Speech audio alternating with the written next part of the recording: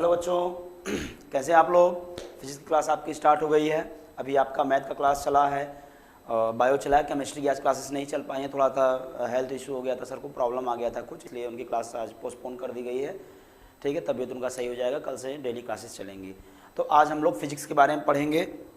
आवाज़ आ रही है आप लोगों को। तो फिजिक्स में कल हम लोग भौतिक विज्ञान कक्षा 12 के बारे में पढ़ रहे थे। पहला चैप्टर है विद्युत आवेश तथा क्षेत्र, उसको हम लोग प्रैक्टिस कर रहे थे। ठीक है, तो आज उसके बारे में हम लोग स्टार्ट करते हैं। आगे जो बचे हुए थे, जैसे कूलाम का नियम का सदिशीय रूप बचा हुआ था। ठीक है, तो इसको हम लोग स्टार्ट करते हैं। चलिए आइए देखते हैं।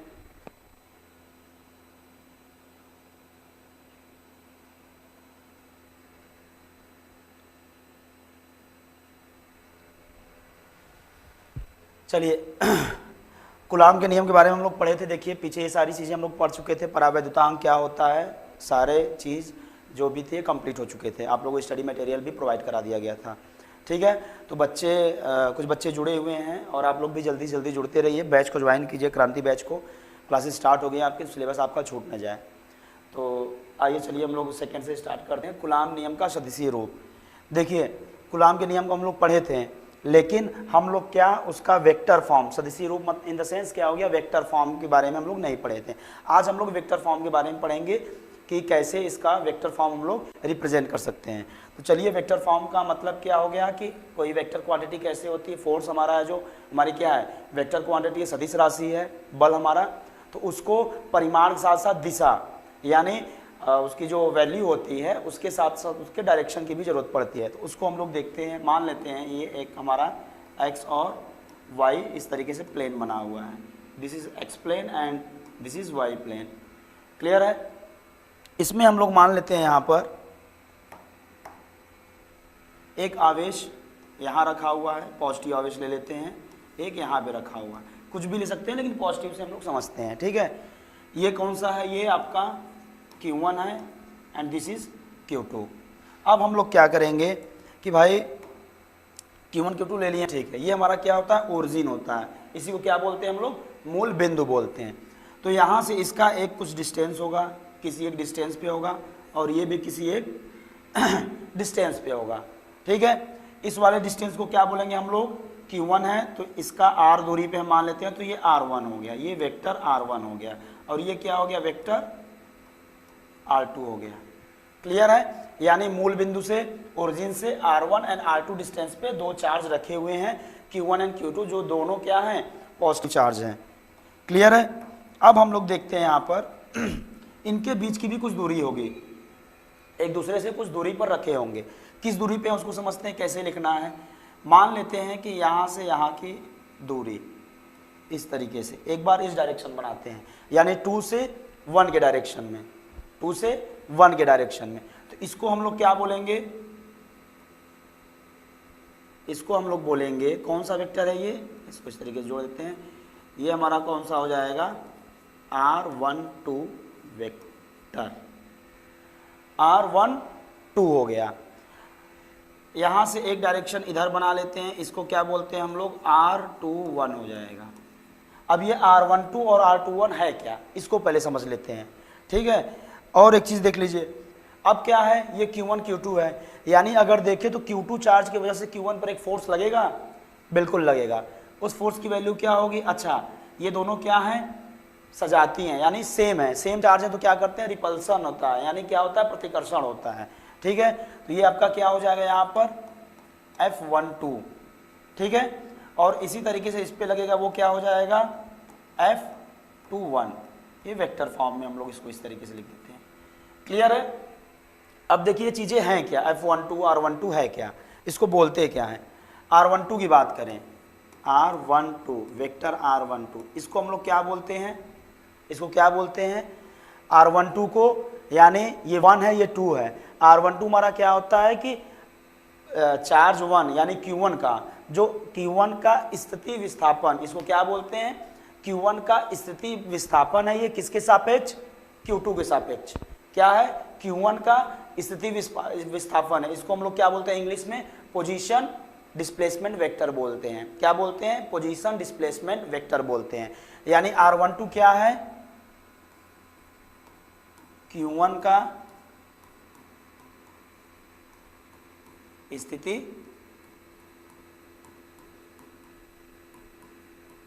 विस्थापन है किसके, Q2 के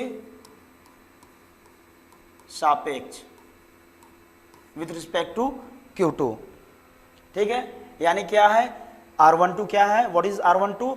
R12 क्या है, Q1 का पोजीशन डिस्प्लेसमेंट वेक्टर है Q2 के रिस्पेक्ट में।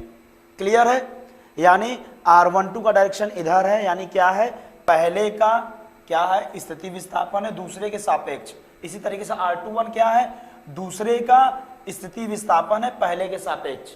इसको वेक्टर फॉर्म में इस तरीके से लिखते हैं। अब देख लीजिए F12 क्या हो जाएगा, Q1 पर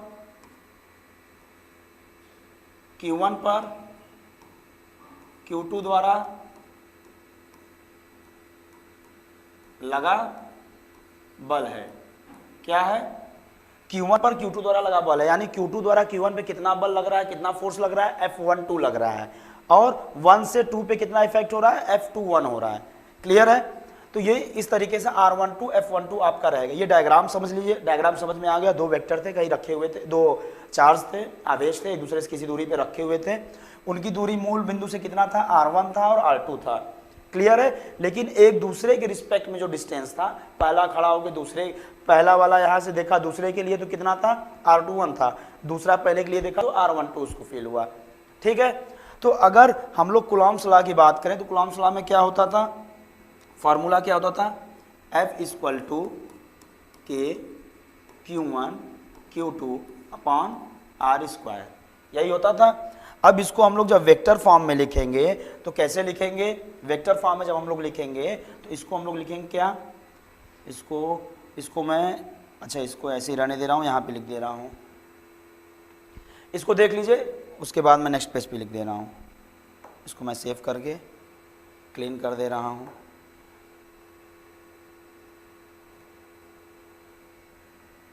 ठीक है, क्या हो जाएगा, वेक्टर फॉर्म में लिखेंगे तो F12 = K Q1 and Q2 upon में R²। R क्या हो जाएगा, यहाँ पर R12 हो जाएगा, यानी F12 है तो R12 का स्क्वायर इनटू, अभी देखिए ये क्या था, अभी नॉर्मल फॉर्म में हम लोग लिखते थे तो केवल उसकी परिमाण, उसकी वैल्यू की रखते थे, लेकिन सदिश फॉर्म में लिखेंगे या वेक्टर फॉर्म में लिखेंगे तो हमें क्या पड़ेगा, डायरेक्शन की भी जरूरत पड़ेगी। डायरेक्शन वेक्टर क्या होता है, जैसे होता है डायरेक्शन वेक्टर R इसको बोलते हैं, तो इसकी वैल्यू क्या होती है, vector R upon mod of vector R, यानी वेक्टर से उसके परिमाण को अगर हम लोग डिवाइड कर देते हैं तो उसका डायरेक्शन आ जाता है। ठीक है, इस चीज़ को ध्यान रखिएगा, किसी भी चीज़ का ये रहे तो इस तरीके से लिखते हैं। तो यहाँ पर R की जगह हम लोग क्या लिख देंगे, वेक्टर R12 अपॉन में यहाँ पे क्या हो जाएगा, R12 का मॉड। ठीक, या यहाँ से हम लोग देख ले क्या हो जाएगा, F12 = vector form = K Q1 Q2 upon में, अब ये क्या है, परिमाण यानी वैल्यू है, तो एक R12 का स्क्वायर वहाँ पे है, एक यहाँ पे है, तो इसको हम लोग R12 के पावर 3 लिखकर इनटू वेक्टर R12 लिख सकते हैं। क्या लिख सकते हैं, इस तरीके से बिल्कुल लिख सकते हैं। तो ये आपका क्या हो गया, ये आपका वेक्टर फॉर्म में आ गया, यानी वेक्टर फॉर्म में लिखना है। अगर कभी पूछता है सदिशी रूप में लिखिए, डायग्राम उस तरीके से बनाइए, इसको एक्सप्लेन कर दीजिए पॉइंट वाइज पॉइंट। ठीक है, तो ये आपका इस तरीके से फॉर्मूला बन जाएगा यहाँ पर। और होता क्या है, कभी कभी क्वेश्चन सॉल्व करते हैं तो Q1 Q2 की वैल्यू हम लोग साइन के साथ रखते हैं, प्लस दिया है प्लस, माइनस दिया है तो माइनस, यानी वैल्यू किसके साथ रखेंगे, वैल्यू हमेशा साइन के साथ रखेंगे। ठीक है, Q1 एंड Q2 का, अब इस पे क्वेश्चन कराया जाएगा तो आपको बताया जाएगा सारी चीजें। ठीक है, तो ये हो गया। इसी तरीके से 21 का क्या हो जाएगा, F21 लिखोगे तो F21 का क्या हो जाएगा, K Q1 Q2 अपान में 1-2 के जगह बस 21 हो जाएगा। F21 यानी क्या हो गया, दूसरे पर पहले के द्वारा कौन सा फोर्स लग रहा है, कितना बल लग रहा है, उसकी वैल्यू हो जाएगी। ठीक है, तो इसको इस तरीके से 21 वाला भी हम लोग लिख लेंगे। क्लियर है, चलिए इसको देख लीजिए, इसको मैं सेव कर दे रहा हूँ, फिर इसको नेक्स्ट टॉपिक पे चलते हैं। वेक्टर फॉर्म समझ में आ गया आप लोगों को। इसी तरीके से हम लोग वेक्टर फॉर्म में फोर्स का लिखते हैं, डायग्राम इस तरीके से बनाते हैं और इस तरीके से इसको सॉल्व करते हैं। चलिए देख लीजिए, फिर आगे बढ़ते हैं।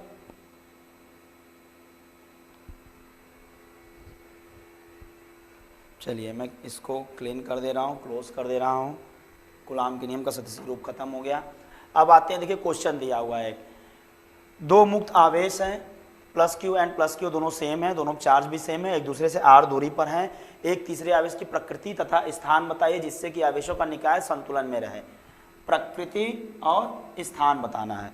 यानी क्वेश्चन के अकॉर्डिंग क्या बोल रहा है कि दो हमारे क्या हैं, चार्ज हैं। मान लेते हैं कि ये हमारा प्लस क्यू यहाँ रखा हुआ है, ठीक है, और इससे r दूरी दिया हुआ है, यानी यहाँ से r डिस्टेंस पे ये यहाँ पे एक और प्लस क्यू चार्ज रखा हुआ है। क्लियर है? अच्छा, पूछा क्या है, प्रकृति। ये क्या होगा, यहाँ पे प्रकृति होगा। प्रकृति तथा स्थान, यानी प्रकृति मतलब नेचर, पॉजिटिव है कि निगेटिव है, धनावेश है या ऋणावेश है, ये बताना है। और उसको कहाँ पे रखा जाए कि पूरा हमारा जो सिस्टम है वो किस में रहे, बैलेंस रहे, संतुलन अवस्था में रहने का है हमारा। तो इसको पहले आजमाते हैं। देखिए इस तरीके के क्वेश्चन को हम लोग पहले सोचना पड़ेगा। सोचेंगे कैसे, पहले ये सोचेंगे, मान लेते हैं प्रकृति, हमें पता नहीं है, मान लेते हैं ऋणावेश ले लेते हैं, नेगेटिव चार्ज लेते हैं। तो हम लोग यहाँ देखते हैं, अगर नेगेटिव चार्ज को कहीं भी रखते हैं, पहले मान लिए यहाँ बाहर रख दिए, ठीक, तो बाहर रखेंगे तो ये इस पर क्या क्या फोर्स लगेगा, इसको देखा जाए तो ये भी अपने साइड अट्रैक्ट करेगा और ये भी अपने साइड अट्रैक्ट करेगा, तो इसको खींच लेगा कहीं ना कहीं, यानी ये बैलेंस नहीं हो पाएगा, बैलेंस नहीं हो पाएगा। इसी तरीके से इसको कहीं इस साइड हम लोग रख देते हैं, बाहरी इस साइड में, इधर भी वही होगा, दोनों इसको खींच लेंगे, क्या हो जाएगा, दोनों में लड़ाई झगड़ा हो जाएगा और ये बैलेंस नहीं हो पाएगा, ठीक है। अच्छा चलिए, एक प्लेस और बचा बीच में। अगर यहाँ पर हम लोग बीच में रखते हैं, बीच में रखेंगे तो हम लोग यहाँ क्या हो रहा है देखेंगे कि ये वाला इसको इधर खींचेगा, ये वाला इसको इधर खींचेगा, लेकिन ये वाला इस पे भी तो फोर्स लगाएगा भाई, ये वाला इसको भी तो धकेलेगा, यानी ये दोनों एक दूसरे को ढकेलेंगे, दूर करेंगे और इसको क्या करेंगे, खींचते रहेंगे, यानी इनका हालत खराब हो जाएगा, टूट जाएंगे ये, ठीक है। तो समझ जाइए क्या हो जाएगा, यहाँ भी ये बैलेंस नहीं हो पाएगा। अब हम देखते हैं पॉजिटिव चार्ज उठाते हैं। पॉजिटिव चार्ज के बारे में देखें, यहाँ पर अगर पॉजिटिव रखें, इसको ये ढकेल के भगा देगा, ये भी ढकेल देगा, यानी ये कहीं दूर चला गया। सेम इसी तरीके से इसको इधर भी रखेंगे तो ये भी क्या करेगा, दोनों मिलके इसको भगा देंगे, दोनों मिलके भगा देंगे। लेकिन अब यहाँ देखिए क्या होता है, इसको मैं बीच में रखता हूँ, इसको मैं बीच में रखता हूँ, बीच में रखूंगा तो क्या होगा, ये वाला इसको इधर धकेलेगा, ये वाला इसको इधर धकेलेगा, यानी क्या करेंगे, दोनों एक दूसरे को धकेलेंगे, दोनों क्या करेंगे, एक दूसरे को ढकेलेंगे। होता है ना, कभी लड़ाई झगड़ा होता है दो लड़कों के बीच में, तो एक लड़का आगे क्या करता है, मामला सुलझा देता है, और दो लड़कों के बीच में कभी एक लड़की आ गई तो झगड़ा ही होता है, बैलेंस नहीं रहते हैं, होता है कि नहीं, आप देखे होंगे। तो यहाँ पे क्या हो गया, दो लड़के अगर हैं, उनके बीच में एक लड़का आ गया तो वो क्या करेगा, चीज़ों को मैनेज कर लेगा। पता लगा ये ससुरा इसको ढकेल रहा है, इसको ढकेल रहा है, दोनों को मारेगा, एक पड़ागा मार के कहेगा एकदम शांत रहो, दोनों लोग कायदे से रहो, तो यहाँ क्या हो जाएगा, ये माहौल बैलेंस हो गया आपका। सही कह रहा हूँ ना, एग्जाम्पल बढ़िया था कि नहीं। तो इसी तरीके से पॉजिटिव चार्ज को हम लोग यहाँ पे बीच में रखेंगे तो दोनों को क्या करेगा, बैलेंस करेगा। अब देखिए बात करते हैं, यानी प्रकृति हमें समझ में आ गया कि इसका नेचर क्या होना चाहिए, नेचर इसका क्या होना चाहिए, आपका पॉजिटिव रहना चाहिए, ठीक। दूसरा चीज स्थान पूछा है, प्लेस्ड, कहाँ पे इसको प्लेस करें हम लोग, स्थान इसका क्या हो जाएगा। स्थान के बारे में देखें तो कहाँ रखा जाए। अच्छा, चूंकि हम जानते हैं कि बैलेंस करना है, भाई दो लड़कों का झगड़ा है, उनको बैलेंस करना है, मान लो दोनों को हमें रखना है, तो या तो मारेंगे तो दोनों को एक एक पड़ाका मारेंगे, या फिर चॉकलेट टॉफी देंगे तो दोनों को एक एक दे के मैनेज करा लेंगे, ठीक है। यानी थोड़ा सा भी इन दोनों के बीच में दूरियां बढ़ी घटी भेदभाव हुआ तो एक तरफा मामला हो जाएगा, बैलेंस खत्म हो जाएगा आपका। यानी देखें तो इसको हम अगर इसके बीच में कहीं रखते हैं, बैलेंस इन द सेंस क्या हो गया, ये इस पे फोर्स लगाएगा, मान लेते हैं एफ इस डायरेक्शन में, ये इस पे फोर्स लगाएगा एफ इस डायरेक्शन में। अगर दोनों को बैलेंस रखना है हमें तो इक्वल एंड अपोजिट चाहिए भाई, दोनों अपोजिट में हैं, और हमें क्या चाहिए, इक्वल भी चाहिए। इक्वल कैसे आएगा, इक्वल आने का मतलब Q1 Q2 की वैल्यू सेम है, और जो हमारा डिस्टेंस है अगर वो भी सेम हो जाए तो क्या हो जाएगा, हमारा बैलेंस हो जाएगा। यानी करना क्या पड़ेगा, सीधे बीचों बीच इसको रखना पड़ेगा, यानी इन दोनों के मध्य बिंदु पर, कहां पर, इन दोनों के मध्य बिंदु पर स्थान क्या हो जाएगा, मिड पॉइंट, मिड पॉइंट, मध्य बिंदु पर अगर हम लोग रख देते हैं, मध्य बिंदु पर अगर हम लोग रख देते हैं यहां पर, ठीक है। तो मध्य बिंदु पर रख देंगे तो क्या हो जाएगा, ये बैलेंस हो जाएगा, दोनों पे इक्वल फोर्स लग जाएंगे और वो बीच में वहीं रुका रह जाएगा। तो इस तरीके के क्वेश्चन अगर आते हैं तो डायग्राम बना के आप इस तरीके से थ्योरी अपने लैंग्वेज में वहाँ लिख देंगे कि ऋण आवेश को रखने पर निकाय संतुलन अवस्था में नहीं हो सकता, इसलिए हम धन आवेश को रखेंगे और संतुलन की अवस्था में रखने के लिए धन आवेश को दोनों बिंदु आवेशों के मध्य बिंदु पर रखना पड़ेगा। डायग्राम बना के लिख देंगे, आपको बोर्ड के एग्जाम में नंबर मिल जाएगा। ठीक है, तो इस तरीके से हम लोग लिखेंगे, इस तरीके से ये क्वेश्चन को सॉल्व करेंगे। कोई इसमें न्यूमेरिकल नहीं था, बस दिमाग लगाना था आपको। ठीक है, तो ये दिमाग बेस्ड कुछ क्वेश्चन इस तरीके से लघु उत्तरी में पूछ देते हैं 2 नंबर में। इसको आप लोग देख लीजिएगा, मैं सेव कर दे रहा हूँ। और इसके बाद चल रहे हैं हम लोग नेक्स्ट टॉपिक पे। इसको क्लीन कर दिया जाए।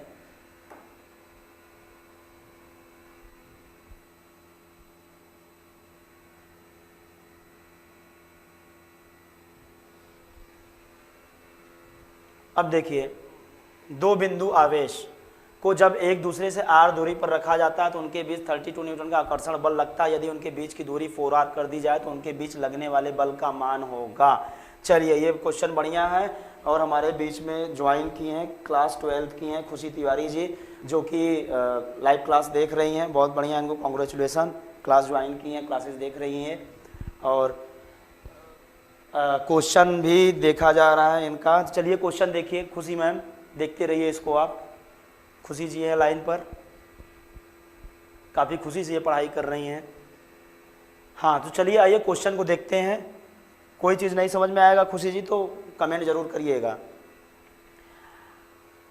हाँ, 2 बिंदु आवेश को जब एक दूसरे से r दूरी पर रखा गया उनके बीच 32 न्यूटन का आकर्षण बल लगता है। यदि उनके बीच की दूरी 4r कर दें उनके बीच लगने वाले बल का मान होगा। चलिए आइए क्वेश्चन करते हैं, बहुत बढ़िया क्वेश्चन है, सब लोग जल्दी जल्दी इसको सॉल्व करिए।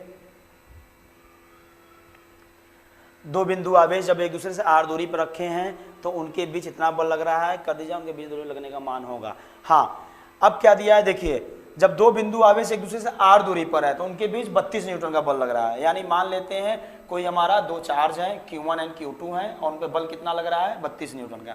यानी F = K Q1 Q2 upon r²। इस तरीके से कुछ दिया हुआ है, तो F का मान क्या दिया हुआ है, इसका 32 न्यूटन दिया हुआ है। ठीक है, अब दे रहा है यदि उनके बीच की दूरी 4r कर दी जाए तो उनके बीच लगने वाले बल का मान क्या होगा। 4r कर दें, यानी इसको हम मान लेते हैं F1 था, उनके बीच की दूरी 4r कर दें, यानी r = हमारा क्या हो गया, अब 4r हो गया। सीधे क्या करेंगे हम लोग, 32 न्यूटन दिया था, r की जगह 4r पुट कर देंगे। यानी दूसरा अगर हम लोग बल का बात करें तो K Q1, अच्छा आवेश का कोई बात ही नहीं किया, तो आवेश जो पिछला आवेश था वही आवेश है हमारा, उसी के बीच की बस दूरी बढ़ा दी है। r की जगह 4r कर दें, यानी 4r का स्क्वायर कर दें यहाँ पे।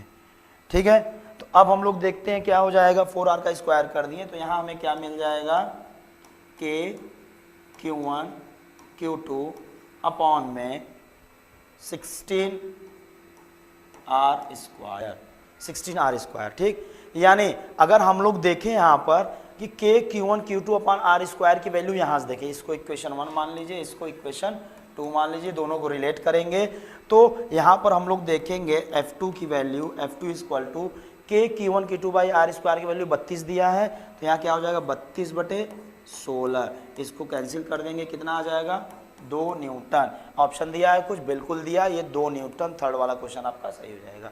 ठीक है, तो इस तरीके से इजीली वे में हम लोग क्वेश्चन कर सकते हैं। ये सिंपल सा क्वेश्चन था, वैल्यू दिया था, कर लिया इसको।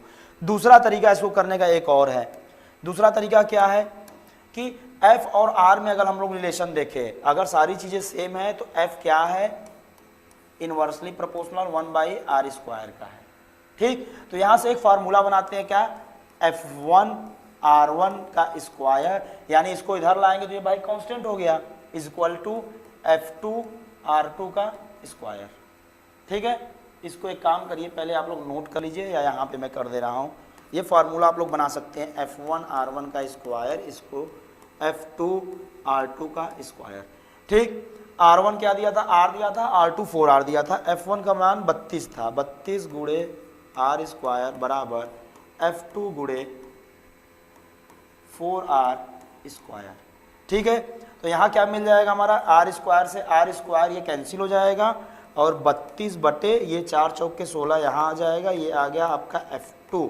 यानी इसको अगर हम लोग कट करेंगे तो क्या मिल जाएगा, F2 इक्वल टू 2 न्यूटन। ये भी एक तरीका है आपके पास। तो दोनों तरीका आप लोग देख सकते हैं, ठीक है। इस तरीके से आप अपने से रिलेट करके यहाँ पे एक फॉर्मूला बना सकते हैं। ये दोनों अलग अलग है यहाँ पर, ठीक है। ये सेकेंड वे हो गया आपका, ये फर्स्ट वे हो गया। दोनों आप लोग देख लीजिए, इसको मैं सेव कर दे रहा हूँ और इस तरीके से क्वेश्चन को हम लोग सॉल्व कर सकते हैं। क्लियर है। यानी आपको बोर्ड एग्जाम में लिखना है तो इस तरीके से सॉल्व करिए, नंबर पाना है, बड़े क्वेश्चन पूछेगा इस तरीके से। मैं अगर आपको ये जेईई नीट का एग्जाम देंगे, आगे तैयारी करेंगे तो भाई तुरंत क्या करेंगे, एक इस तरीके से फॉर्मूला रिलेट करके बना लेंगे और तुरंत सॉल्व करके इसको आंसर कर देंगे। वहाँ ऑप्शनल क्वेश्चन होते हैं, ऑप्शनल पे ज़्यादा सॉल्व करना नहीं है, लेकिन यहाँ पर बोर्ड एग्जाम में आपको देखा जाएगा कि आपने क्या लिखा है, कैसे सॉल्व किया है। बोर्ड एग्जाम में इस तरीके से लिखिए, बढ़िया था कि नहीं। इसी तरीके से सारे फार्मूले को आप लोग रिलेट कर सकते हैं। चलिए इसको कर लीजिए, फिर आगे बढ़ते हैं हम लोग।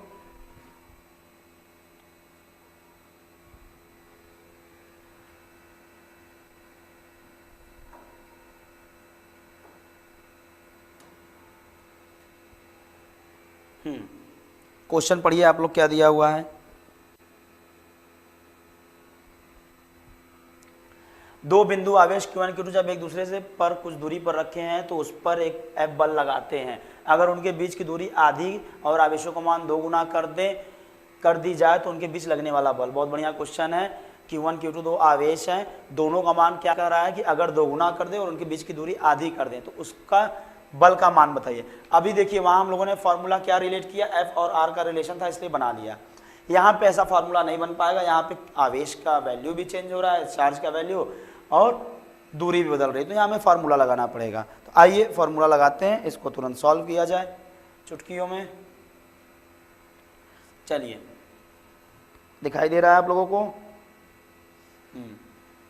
F इक्वल टू क्या हो जाएगा, पहले के लिए मान लेते हैं F1 K Q1 Q2 upon R square. ये आपका फॉर्मूला बन जाएगा, ठीक है। शायद ये कलर आप लोगों को दिखाई नहीं दे रहा है तो मैं दूसरा कलर से लिख दे रहा हूँ। यानी F equal to F1 equal to K Q1 Q2 upon R। अच्छा, बोर्ड एग्जाम में एक लोग जरूर आप लोग करें कि अगर कोई भी क्वेश्चन पूछे तुरंत डायग्राम बना दीजिए। पिछले में नहीं बनाया था मैंने। डायग्राम से क्या होता है कि टीचर को लगता है कि बच्चे को समझ आ गया, यानी क्वेश्चन सही किया होगा, तुरंत नंबर दे देते हैं। सीधे यहाँ पे बना लीजिए डायग्राम, एक Q1 यहाँ रख दीजिए, एक Q2 यहाँ रख दीजिए, इन दोनों के बीच की दूरी क्या कर दीजिए R करके इस तरीके से डायग्राम बना दीजिए, ठीक है। इसको इस तरीके बना छोटा सा डायग्राम बना दीजिए। डायग्राम बना देंगे, टीचर को भी थोड़ा अट्रैक्टिव लगता है। बोर्ड एग्जाम में डायग्राम बनाने पे ही देखिए मैक्सिमम नंबर मिलता है बच्चों को, ठीक है। तो डायग्राम हर जगह बनाइए आप लोग। अब देखिए पहला फार्मूला ये बन गया आपका। दूसरे में क्या दिया है आपका, Q1 Q2 का मान 2 गुना कर दिया जाए, यानी Q1 इक्वल टू क्या कर दें 2Q1 कर दें और Q2 इक्वल टू भी 2Q2। ये देखिए इसमें यहाँ ध्यान देना है, ये मत करिएगा किसी एक को 2 गुना कर दें। Q1 को भी 2 गुना कर रहे हैं, Q2 को भी 2 गुना कर दे रहे हैं, ठीक है। यानी नया डायग्राम आपका क्या बन गया, नया डायग्राम भी बना दीजिए। 2Q1 कर दीजिए और इनके बीच की दूरी को R/2 कर दीजिए और यहाँ पर क्या कर दीजिए 2Q2 कर दीजिए। ये डायग्राम में बना दीजिए। लो 2 डायग्राम बन गया। आप देखिए टीचर अपना। अब क्या हो जाएगा, R इक्वल टू क्या हो जा रहा है, यानी R2 इक्वल टू क्या आ जा रहा है, बीच की दूरी, इसको Q1 Q2 डैश मान लेते हैं हम लोग, हाँ ये अलग रहेगा, ठीक है। उनके आवेशों का मान 2 गुनी करें, उनके बीच लगने वाला बल कितना होगा, बीच की दूरी आधी कर दे, यानी R2 इक्वल टू R/2 हो गया। पहले बल F था। अब सीधे इसको हम लोग फॉर्मूले में रखते हैं, यानी मान लेते हैं F2 dash equal to K Q1 dash Q2 dash upon इसको R2 को R/2 की जगह हम लोग सीधे लिख देते हैं, इसको R डैश कर देते हैं, ठीक है, यानी R डैश का स्क्वायर, ठीक। अब सबकी वैल्यू यहाँ हम लोग पुट करते हैं। K एज इट इज रहेगा, Q1 Q2 2Q1 2Q2 यानी 2 दूनी 4, यानी 4Q1 इंटू Q2 हो गया, अपॉन में R स्क्वायर की जगह क्या कर देना है, R डैश का स्क्वायर क्या R/2, यानी R/2 का स्क्वायर करेंगे तो क्या हो जाएगा R²/4, यानी ये R² नीचे और 4 ये ऊपर चला जाएगा। यानी आपको क्या मिल गया, यहाँ देखें, अगर यहाँ पर देखें तो क्या आ गया आपका 4 चौक के 16 यानी 16, उसके बाद Q1 Q2 upon R square. इसकी वैल्यू यहाँ से हमको पता है क्या है, F1 दिया है, यानी F1 पे F बल लग रहा है। यानी अगर हम लोग F2 की बात करें, F2 डैश इक्वल टू क्या हो जाएगा 16 F1। F1 का मान कितना दिया था, F दिया था आपको, यानी F2 डैश जो नया वाला बल आ जाएगा 16 F हो जाएगा। यहाँ पे ऑप्शन में देखिए 4th ऑप्शन आपका दिया है ये वाला, इसको आप लोग टिक कर देंगे। ठीक है, समझ में आया? उम्मीद है समझ में आया होगा आप लोगों को। तो इस तरीके से हम लोग क्वेश्चन को सॉल्व करेंगे, घबराने की कोई ज़रूरत नहीं। जो जो दिया हुआ इस तरीके से डायग्राम बनाएंगे और इसको इस तरीके से सॉल्व कर लेंगे। क्लियर है? चलिए देख लीजिए आप लोग, फिर आगे बढ़ते हैं हम लोग।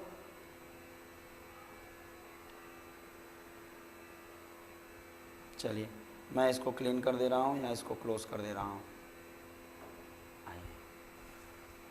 अध्यारोपण का सिद्धांत एक होता है, इसको भी पढ़ते हैं। एक टॉपिक है क्या, अध्यारोपण का सिद्धांत, जिसको इंग्लिश में हम लोग क्या बोलते हैं, प्रिंसिपल ऑफ सुपरपोजिशन। क्या बोलते हैं, प्रिंसिपल ऑफ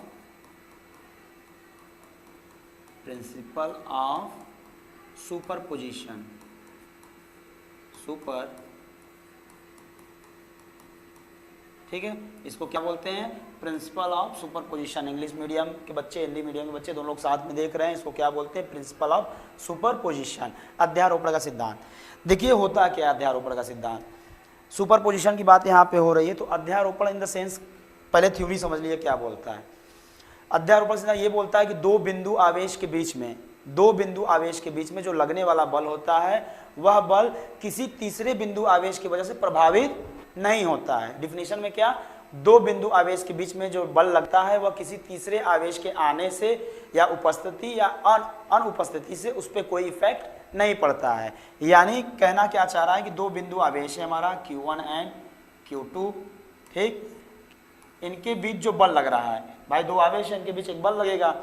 कौन सा बल लगेगा नहीं पता। दोनों अगर सेम चार्ज रहेंगे, सजाती रहेंगे तो प्रतिकर्षण बल लगेगा, विजाती रहेंगे तो आकर्षण बल होगा। यानी सेम रहेंगे तो रिपल्सन होगा और अपोजिट रहेंगे तो क्या होगा, अट्रैक्शन होगा। ठीक है, तो इनको रख दें तो होता क्या, इनके बीच जो बल लग रहा है, मान लेते हैं ये इस पे कोई एक बल लगा रहा है, एक दूसरे को F बल लगा रहा है। ठीक है, तो होगा क्या कि तीसरा अगर बिंदु आवेश हम मान लेते हैं Q3 लेकर आते हैं, तो इसको लाने से ये जो बल लग रहा है F, इस पर कोई प्रभाव नहीं पड़ने वाला। यानी दो लोगों के बीच में कोई तीसरा आएगा तो उस पर कोई इफेक्ट नहीं पड़ने वाला है। यही आपका सुपरपोजिशन थ्योरम होता है, प्रिंसिपल होता है, जो कि बताता है अध्यारोपण का सिद्धांत। यानी इसको परिभाषा कैसे लिखेंगे कि दो बिंदु आवेशों के बीच में लगने वाला बल किसी तीसरे बिंदु के उपस्थिति या अनुपस्थिति से उस पर कोई प्रभाव नहीं पड़ता है। उपस्थित हो, अनुपस्थित होगा तो कोई दिक्कत ही नहीं है, उपस्थित होने के बाद भी कोई उस पर इफेक्ट नहीं पड़ता। यानी ये दोनों इतने प्यार में बंधे हुए हैं, दोनों के बीच एक ऐसा बल लग रहा है कि किसी तीसरे को आने से कोई इस पर प्रभाव ही नहीं पड़ रहा है, कोई प्रभाव नहीं पड़ रहा है, दोनों अपने मगन में मस्त हैं एकदम। तीसरा कोई आया, देश दुनिया से लेना देना उनको नहीं है। यही आपका अध्यारोपण का सिद्धांत होता है। क्लियर है? तो इसमें आप परिभाषा लिख देंगे कि दो बिंदु आवेश के बीच में लगने वाला बल किसी तीसरे बिंदु आवेश की उपस्थिति और अनुपस्थिति पे उस पर कोई प्रभाव नहीं पड़ता। यही आपका अध्यारोपण का सिद्धांत है। डायग्राम बना दीजिएगा, इस तरीके से चीज़ों को आप समझा दीजिएगा। ठीक है, इस तरीके से भी डायग्राम बना दीजिए। मान लीजिए कोई बॉडी है, चार्ज बॉडी है, यहाँ पे ढेर सारे क्या हैं, आवेश रखे हुए हैं। ठीक, इन दोनों के बीच में सबके बल में कुछ एक बल लग रहा होगा। ठीक है, यहाँ पे कोई एक तीसरा आवेश अगर हम लेते आए तो उसके वजह से इसके बल पे जो लग रहे हैं बल, उस पर कोई इफेक्ट नहीं पड़ेगा। क्लियर है? जैसे मान लीजिए यहीं पर है भाई, ये क्या हो रहा है यहाँ पर, इस वाले एक मान लीजिए यहाँ पे कोई आवेश इनके बीच में हम रख दे रहे हैं या यही रखा हुआ है, इसका इस पे मान लेते हैं इस डायरेक्शन बल लग रहा है, ये इस F2 मान लिए इस पे आ रहा है, इसके वजह से F1 इस पे आ रहा है। तो इसके आने की वजह से ये क्या करेगा, ये अपना अलग फोर्स लगाएगा, इस पे लगाए अपना कोई फोर्स, F3 यहाँ लगा देगा। ठीक है, डायरेक्शन कुछ भी हो सकता है, चार्ज जैसा हो, ये इस पे भी लगा सकता F3 लगा सकता है। लेकिन क्या इन दोनों के बीच में जो बल लग रहा है F, जो सेम डिस्टेंस पे है, एफ की वैल्यू जो k q1 q2 by are square आएगा, तो उस पर इन दोनों की वजह से कोई इफेक्ट नहीं पड़ता है। ये नहीं तीसरा आवेश आया तो उस वो वाला बल कमजोर हो जाएगा या बल बढ़ जाएगा, उस पर कोई इफेक्ट नहीं पड़ता है। एग्जाम्पल से ऐसे आप समझ लीजिए, ठीक है। बाकी डिफिनेशन आपको लिख के डायग्राम बना देना है। क्लियर है? चलिए इसको समझ लीजिए, इसको मैं आगे बढ़ते हैं फिर हम लोग।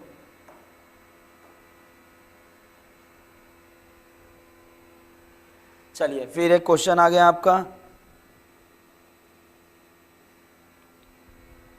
क्या है क्वेश्चन में, क्या दिया हुआ है? एक वर्ग के चारों कोने पर प्लस q धन आवेश रखा गया है, वर्ग की भुजा की लंबाई a है, किसी एक आवेश पर परिणामी बल का मान बताएं। बहुत बढ़िया क्वेश्चन है ये, जेई के भी क्वेश्चन में यहाँ तक कि पूछा जाता है, बोर्ड के अलावा भी, ठीक है। तो इसको ट्रिक क्या है इसको करने का, इसको देख लीजिए, बहुत इंपॉर्टेंट क्वेश्चन है ये, दीर्घ उत्तरीय प्रश्न में इस तरह के क्वेश्चन आते हैं आपके, ठीक है। मान लेते हैं क्या है, यहाँ पर एक हमारा इस तरीके से वर्ग बना हुआ है, क्या है, इस तरीके से हमारा एक वर्ग बना हुआ है यहाँ पे, ठीक है। अब क्या दिया है, सबकी लंबाई, भुजा की लंबाई, वर्ग में क्या होता है, चारों भुजाएं सेम होती हैं, सबका मान अपना दिया है, ये भी a है, ये भी a है, यहाँ भी a है, यहाँ भी a है। क्लियर है? अब देखिए क्या दिया है, चारों कोने पर धन आवेश रखे हुए और सब सेम है, प्लस q यहाँ भी रखा है, प्लस q यहाँ भी रखा है, प्लस q यहाँ भी रखा है, प्लस q यहाँ भी। क्लियर है? पूछ रहा है किसी एक पर परिणामी बल का मान बता दे। सब देखिए क्या है, चारों हैं, चारों एक दूसरे पे बल लगाएंगे, लेकिन किसी एक पे पूछा है, मान लेते हैं किसी एक पे, आप किसी पे भी निकाल सकते हैं, कोई जोर जबरदस्ती नहीं है। हमको ये वाला पसंद लग रहा है, हम इसी पे निकालेंगे। आपको ये पसंद आए इस पे निकाल लीजिएगा, ये आए ये, जिस पे भी, किसी पे एक निकालिए, मैं इस पे निकाल दे रहा हूँ, ठीक है। अब देखिए क्या होगा, ये है। अब यहाँ अगर हम देखा जाए, इस पे परिणामी बल निकालना, यानी इस पे कितना बल लग रहा है। हम लोग देखें तो यहाँ पे 3 लोग हैं जो अकेले मिलके इसको मार रहे हैं, इस पे एक बल लगा रहे हैं, ठीक है। इसके द्वारा इस पे कितना बल लग जाएगा, मान लेते हैं इधर फोर्स लग गया क्या, F। क्लियर है? अच्छा, चूंकि आवेश सेम है और बीच का डिस्टेंस भी सेम है, तो इधर जो बल लगेगा, ठीक है, उसकी वैल्यू मान लेते हैं F है। ये वाला भी इस पे जो बल लगाएगा उसका मान भी कितना होगा, एक हमारा F ही होगा। क्योंकि देखें तो Q1 Q2 by a square इसकी भी वैल्यू आएगी, Q1 Q2 by a square इसकी वैल्यू आएगी, यानी ये दोनों क्या है, सेम फोर्स हैं। अब मान लेते हैं कि यहाँ पे तीसरा ये वाला है, भाई ये यहाँ पर इस पे बल लगाएगा, तो हम लोग देखेंगे कि अगर फॉर्मूले में रखेंगे Q1 Q2 by are square, तो यहाँ देख रहे हैं डिस्टेंस हमारा चेंज हो जा रहा है, ये a है, लेकिन ये क्या होगा वर्ग में, अगर ये a है, ये a है, पाइथागोरस थ्योरम मैथ में लगा देंगे गणित वाला, a का क्या हो जाता है, a√2 हो जाता है। ये डिस्टेंस कितना हो जाएगा, a√2 हो जाएगा, ठीक। तो इससे वैल्यू क्या हो जाएगी, चेंज हो जाएगी। यानी यहाँ हम मान लेते हैं कोई एक फोर्स लग रहा है, क्या, उसको F डैश मान लिए, क्या मान लिए, F डैश, ठीक है। अब इस पे परिणामी बल निकालना, यानी वेक्टर फॉर्म में हम लोग देखते हैं, 2 फोर्स 90 डिग्री पे लग रहे हैं, तो इसका वेक्टर फॉर्म, परिणामी बल कहाँ आएगा, इसका भी इसी बीच में आएगा, होता है ना वेक्टर फॉर्म में, आप लोग पढ़े होंगे, एक इधर है फोर्स, एक इधर है फोर्स, या कोई भी हो, मान लेते हैं ये a है इधर, एक वेक्टर a इधर है, तो इसका परिणामी बीच में कहीं आता है वेक्टर, ठीक है, नेट। और होता कितना है, a का कितना हो जाता है, a का क्या हो जाता है यहाँ पर, √2a आ जाता है, ठीक है। होता है ना कि वैल्यू अगर हम लोग निकालते हैं a वेक्टर का, तो क्या हो जाएगा, a का स्क्वायर, a का प्लस b का square plus 2ab cos theta, सारी चीज अंडर रूट में रहते हैं। क्लियर है? तो 90 डिग्री पे है, तो cos 90 वैल्यू 0 हो जाएगी, और f1 का 2f1 का √2f1 आ जाएगा, यानी इस पे कौन सा बल लगेगा, √2f1। अच्छा, अब देखिए यहाँ पर, यानी अगर हम लोग अब देखें इसको आगे सॉल्व करें, तो परिणामी एक पहले से f डैश इस डायरेक्शन में है, उसी पे एक और क्या आ गया, इन दोनों का परिणामी आ गया, f नेट आ गया मान लेते हैं, या f नेट नहीं कुछ भी बोल देते हैं, f डैश है मान लेते हैं, इन दोनों का परिणामी आ गया यहाँ पर f1, ठीक है। अब देखिए क्या हो गया कि एक हमारा क्या हो गया, f डैश हो गया, एक f हो गया, दोनों सेम है तो दोनों क्या हो जाएंगे, जुड़ जाएंगे, एक ही डायरेक्शन में तो जुड़ जाएंगे। यानी f नेट की बात करें, परिणामी बल की बात करें, एक तो f डैश पहले से लग रहा है, प्लस उस पर f का परिणामी बल एक आ जाएगा, वो क्या होगा, f√2, यानी यहाँ क्या हो जाएगा, f√2 आ जाएगा, f√2 आ जाएगा। ठीक है, f√2 आ गया। अब इसको कैसे सॉल्व करेंगे हम लोग, f√2 यानी f का वैल्यू क्या हो जाएगा kq²/a²। ठीक है, यहाँ पे अगर बात करें f की वैल्यू क्या होगी, k दोनों आवेश सेम है, q² दोनों के बीच के भुजा डिस्टेंस सेम है, a² हो गया। ठीक है, अच्छा अब दूसरा f' है, f' की वैल्यू क्या हो जाएगी, f' की बात करें तो क्या हो जाएगा k, ये दो आवेश ले लिए, k हो गया, q1 q2 सेम है, kq²/। अच्छा r² की जगह क्या हो जाएगा, इनके बीच का डिस्टेंस a√2 का स्क्वायर, a√2 का स्क्वायर क्या करेंगे तो क्या आएगा 2a² आ जाएगा, √2 क्या हो जाएगा 2 हो जाएगा, a² हो गया।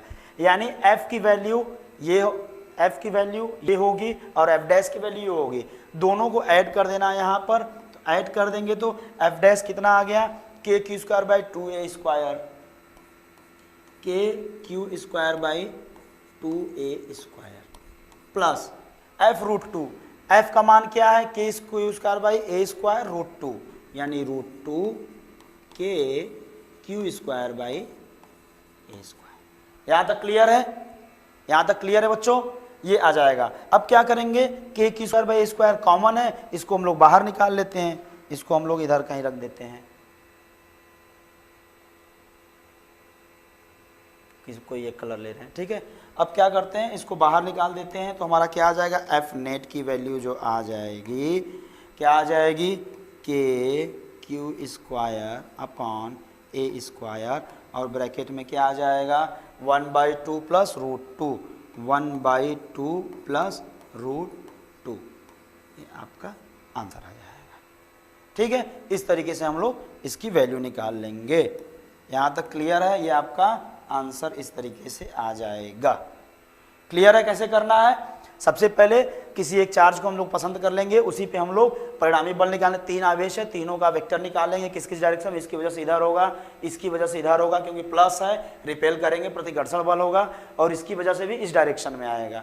ठीक है, अब इस पे हमें परिणामी बल निकालना है, तो 2 ठो इस डायरेक्शन में, इसका एक नेट हो गया क्या √2a यानी √2f हो गया, और एक पहले से उसी डायरेक्शन में लगी रहा है, तो दोनों का नेट निकाल लेंगे हम लोग। अच्छा, इन दोनों का भी अगर अलग अलग डायरेक्शन में था तो हम लोग वहाँ फॉर्मूला यूज करते हैं, वेक्टर का फॉर्म निकालते हैं, अंडर रूट में a1 का स्क्वायर प्लस a2 का square plus 2a1 a2 cos theta, उन दोनों के बीच का एंगल होता है। वेक्टर में आप लोग ये पढ़े होंगे, 2 वेक्टर का जो नेट वेक्टर होता है। ठीक है, तो ये आपका यहाँ से इस तरीके से निकाल के ये वैल्यू पुट कर देंगे, वैल्यू पुट करने के बाद अलग अलग सबका वैल्यू दिया तो इस तरीके से हम आंसर में निकाल लेंगे। क्लियर है, चलिए इसको देख लीजिए, बढ़िया क्वेश्चन था। इस तरह के क्वेश्चन आपके एग्जाम में पूछे जाते हैं दीर्घ में, और जरूर ही पूछेंगे, हर साल आने वाला क्वेश्चन है ये, इंपॉर्टेंट क्वेश्चन। स्टडी मटेरियल में आप लोगों को मिल जाएगा, घबराने की जरूरत नहीं है, स्क्रीनशॉट भी ले सकते हैं आप लोग।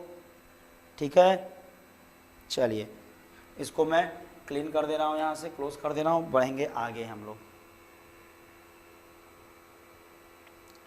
चलिए 1-2 स्लाइड और बचा हुआ है, ये वाला क्वेश्चन कर लेते हैं इसको, फिर आगे बढ़ते हैं। 3 आवेश हैं, प्लस क्यू माइनस क्यू, एक समबाहु त्रिभुज सिर पे रखा है जिसकी भुजा की लंबाई है, त्रिभुज की केंद्र है, प्लस क्यू आवेश, परिणामी बल का मान निकालिए। चलिए इसको क्वेश्चन पढ़ते हैं, ये भी बढ़िया क्वेश्चन है, देख रहे हैं किस तरीके के क्वेश्चन पूछे जा रहे हैं। ठीक है, एक समबाहु त्रिभुज है, सबकी भुजा कितना a दिया हुआ है, समबाहु मतलब सभी भुजा इसके बराबर है। ठीक है, इक्विलेटरल ट्रायंगल जिसको बोलते हैं। अब क्या है, यहाँ पे मान लेते हैं प्लस क्यू दिया हुआ है, यहाँ भी प्लस क्यू है, और यहाँ पे क्या है माइनस क्यू रखा हुआ है। ठीक, इसलिए हम लोग अपनी सुविधा के अनुसार मैंने रख लिया, 2 ठो सेम है, ये ऊपर में है एक अलग है, इसलिए इसको ऊपर रख दिया मैंने। त्रिभुज के केंद्र पर, इसके केंद्र पे यहाँ पर एक कोई चार्ज रखा जा रहा है, मेन सेंटर पे क्या है प्लस क्यू चार्ज यहाँ रख दे रहे हैं, प्लस क्यू चार्ज। इसके सेंटर पे क्या हो जा रहा है, एक प्लस क्यू चार्ज रख दे रहे हैं, मान लीजिए हम यहाँ पे एक प्लस क्यू चार्ज रख दिए हैं, कहाँ पे, इसके सेंटर पे, ये। ठीक है, अब देखेंगे कि जैसे उसमें निकाले उसी तरीके से इसमें सॉल्व कर लेते हैं। यहाँ पर देखेंगे किसी एक पर, इस पे सेंटर पे कौन कौन सा फोर्स लग रहा है देख लेते हैं हम लोग। फोर्स की बात करें तो इस पे कौन सा फोर्स लगेगा, ये यहाँ से इसका कुछ एक डिस्टेंस आएगा इसके सेंटर पे, यहाँ से भी एक डिस्टेंस आएगा और यहाँ से भी एक इसका डिस्टेंस होगा। क्लियर है? तो ये इस पे दोनों पॉजिटिव हैं, इस पे एक फोर्स इधर लगाएगा, मान लेते हैं F1 हम मान लिए। क्लियर है? ये भी इसको रिपेल करेगा, एक फोर्स इधर लगाएगा, ये क्या हो गया, इसको F2 मान लेते हैं। ठीक है? अच्छा, एक चीज अगर हम भी यहाँ पर फिर से देखें तो क्या F1 और F2 बराबर होंगे? बिल्कुल बराबर होंगे। क्यों? F1 का मान KQ1 Q2 बाई दोनों सेम है, आर स्क्वायर इनके बीच की दूरी, इक्विलेटरल ट्रायंगल में ये तीनों भुजाओं का जो वैल्यू होता है सेम होता है, और उसका मान कितना होता है मैं बता दे रहा हूँ।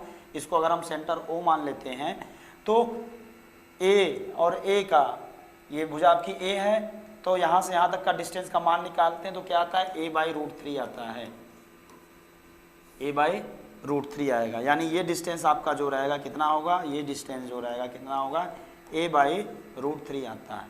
क्लियर है? अच्छा, दूसरी चीज, यानी अगर देखें तो दोनों की दूरी भी सेम है, आवेश भी सेम है, यानी यहाँ से क्या हो गया, चूंकि F1 बराबर F2, ठीक, इसकी वैल्यू कितनी होगी, अच्छा F1 बराबर F2 हो गया। ठीक है, अब देखते हैं कि जैसे वहाँ अब ये किस पे बल लगाएगा, हाँ ये धन आवेश है, ये ऋण आवेश है, तो ये क्या करेगा, इस वाले को अपने साइड खींचेगा, यानी इधर कहीं इस पे बल लगेगा एक इस तरीके से। इसको मान लेते हैं क्या हम, F3 मान लिए, F3 मान लिए, यानी इस वाले को नेगेटिव वाला अपने साइड खींचेगा। ये मत करिएगा कि ये पॉजिटिव है नेगेटिव तो ये अपने साइड खींचेगा, इस पे पूछा है तो इस पे कौन कौन बल लगा, इसको ये ढकेल रहा है, ये ढकेल रहा है, और ये वाला इसको अपने साइड खींच रहा है, अपने घर ले जा रहा है, इस पे F3 फोर्स हो गया। अब इसी तरीके से हो गया, तो इन दोनों का नेट निकाल लेंगे, तो भाई इन दोनों का नेट क्या आएगा, इसी डायरेक्शन में आएगा। अच्छा, दूसरी चीज क्या है कि ये जो एंगल होता है, ये जो थीटा होता है, ये कितना होता है, 120 डिग्री होता है इक्विलेटरल एंगल में। ठीक है, सेंटर से अगर अलग अलग एक दिशा में जा रहे हैं तो 120 होता है।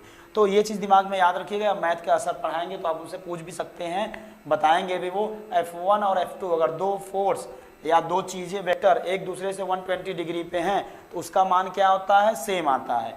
यानी F1 F2 सेम है, ये क्या है, ये भी मान लेते हैं F के बराबर है, ये भी F के बराबर है, तो F का 120 पे वेक्टर क्या मान क्या आएगा, F ही आएगा। F एंड F का 120 डिग्री पर परिणामी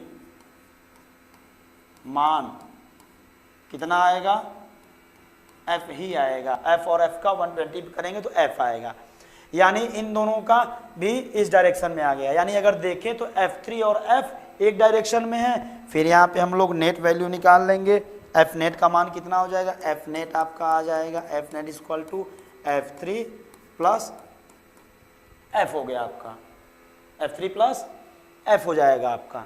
ठीक है, F3 क्या हो जाएगा आपका, प्लस हो जाएगा, F3 प्लस F हो गया F नेट। ठीक है, अब यहां देख लेंगे F3 का मान क्या होगा KQ1 Q2 by are square, यानी यहाँ क्या हो जाएगा KQ1 Q2 क्या है, पॉजिटिव नेगेटिव है, तो मान लीजिए हाँ डायरेक्शन क्या होगा, इस डायरेक्शन में है, दोनों का डायरेक्शन सेम है, ऐड कर देंगे हम लोग KQ स्क्वायर बाई A/√3 का स्क्वायर, A/√3 का स्क्वायर। भाई यहाँ से यहाँ का डिस्टेंस भी A/√3 हो जाएगा। इसको प्लस कर देंगे F से, F का मान क्या हो जाएगा, F का भी मान देखें तो क्या हो जाएगा, वही चीज आएगा, यानी KQ1 Q2 by are square हो जाएगा। यहाँ भी उसकी भी वैल्यू कितनी हो जाएगी, F3। अच्छा, F3 का भी मान देखें तो सेम ही होगा, डायरेक्ट दिशा क्या है, माइनस साइन पहले बता दिया कि वेक्टर फॉर्म में इस डायरेक्शन में लगा रहा है। ठीक है, तो यहाँ पे ये नहीं करना है कि Q1 Q2 plus minus minus हो जाएगा, पहले मैंने डायरेक्शन ले लिया है, इसी डायरेक्शन में, इन दोनों का भी नेट इसी डायरेक्शन में है, तो F3 की भी वैल्यू देखिए अगर तो सेम ही आएगी, Q1 Q2 by are square A/√3 का स्क्वायर, यानी क्या हो गया 2F हो गया सीधे, यानी सीधे क्या हो जाएगा आपका यहाँ पे F3 बराबर भी क्या होगा, F होगा, यानी क्या हो जाएगा, F नेट आपका आ जाएगा 2F आ जाएगा। अब 2F क्या होगा, 2F क्या हो जाएगा, K सेम है Q स्क्वायर अपॉन A/√3 का होल स्क्वायर। ये आपका आ जाएगा आंसर। समझ में आया? कैसे करेंगे, जैसे वर्ग में किए थे उसी तरीके से यहाँ भी करेंगे। बस ये बेसिक चीज़ें आपको पता रहनी चाहिए कि इन दोनों का नेट क्या होगा। 120 डिग्री पे F आएगा, डायरेक्शन F3 है, सब ऐड हो जाएंगे, F3 + F ऐड कर दिए और ये हमारा आंसर आ जाएगा। ठीक है, चलिए इसको देख लीजिए, उसके बाद नेक्स्ट आगे बढ़ते हैं हम लोग।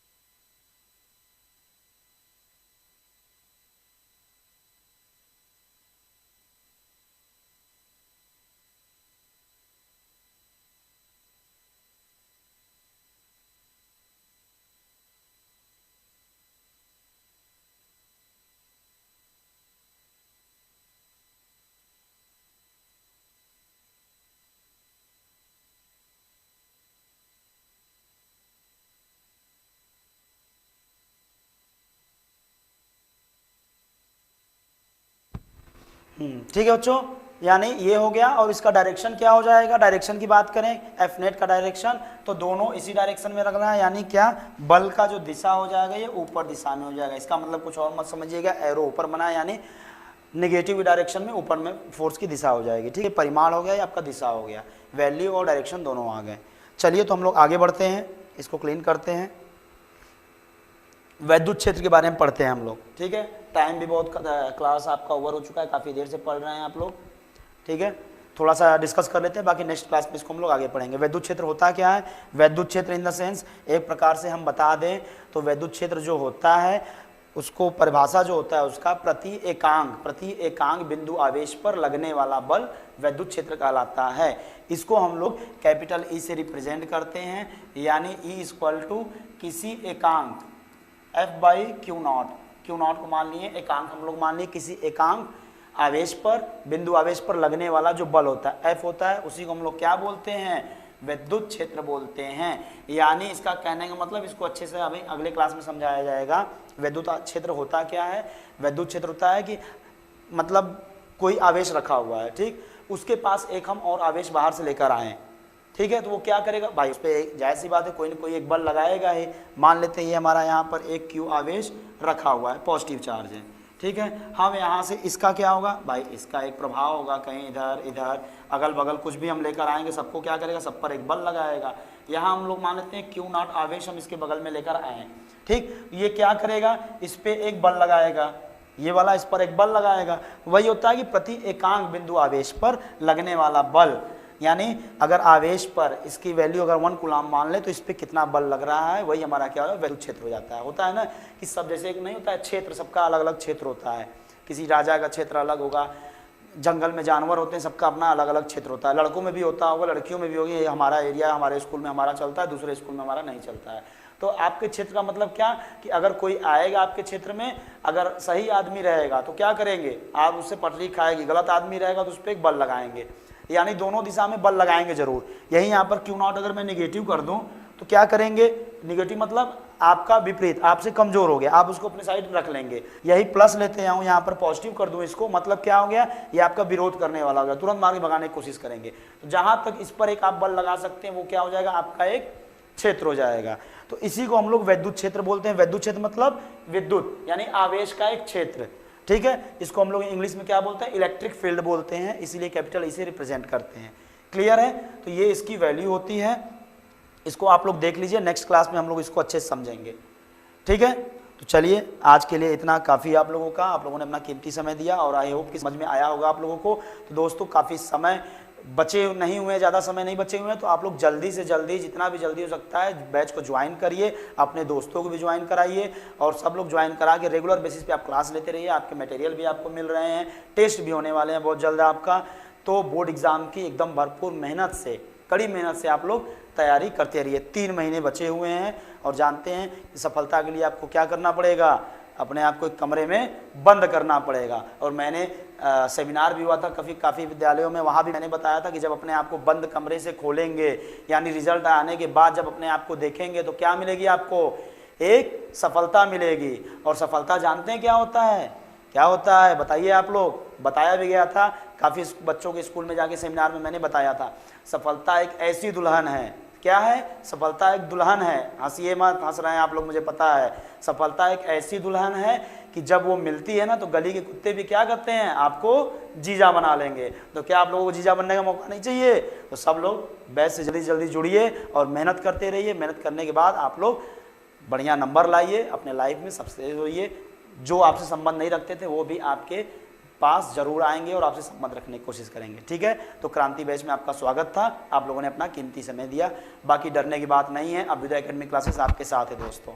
ठीक है, तो आज के लिए अलविदा, ta-ta, bye bye, good night, take care दोस्तों।